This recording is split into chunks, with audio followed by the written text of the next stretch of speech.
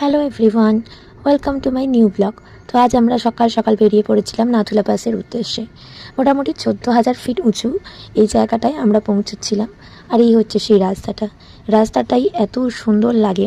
তবে এই হোয়াইট কালারের যে এইগুলো লাগানো থাকে, এগুলোর কিছু মিনিং থাকে, আমি এগুলো জানি না। যদি কেউ জানো তো আমাকে অবশ্যই কমেন্ট করে জানাবে।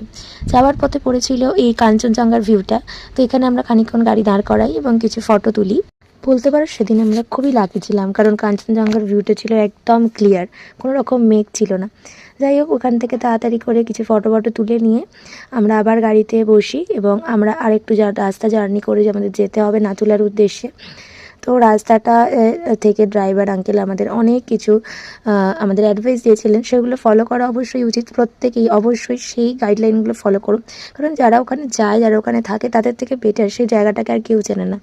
নিজেদের ভিডিও করার চক্করে, রিল করার চক্করে নিজেদের শরীর এতটাই অসুস্থ করে ফেলো না যে সেই জায়গাটার আনন্দই নষ্ট হয়ে যায়। আমরা এসে পৌঁছে গেছি নাথুলা।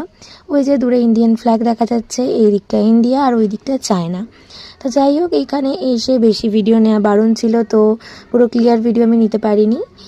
আর তারপরে আমরা ফিরছিলাম মানে গাড়ির দিকে যাচ্ছিলাম এবং ওখান থেকে আমরা নেক্সট কিছু জায়গায় যাব, যেরকম আমরা যাব চাঙ্গু লেক, তারপর বাবা হরভজন সিং মন্দির।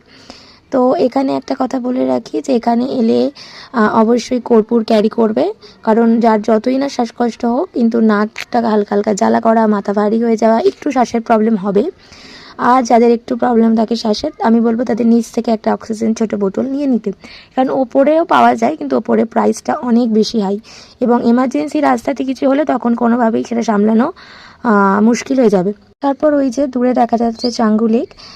জলটার রঙটা এতটাই সুন্দর ছিল, পুরো নীল লাগছিল। আমি তো শুনেছি নাকি সিজন ওয়াইজ এই জলের রং চেঞ্জ হয়, তো আমি যখন গেছিলাম তখন তো পুরো নীল ছিল, জানি না অন্য সিজনে কিরাম দেখায়। তো এটা হচ্ছে টপ ভিউ চাঙ্গু লেকের। আর ওখানে নেমেও অনেক কিছু ছিল, বাট আমাদের অনেকটা শরীরটা খারাপ হয়ে যাওয়ার জন্য আমরা ওখানের ভিডিও পুরোপুরি নিতেই পারিনি।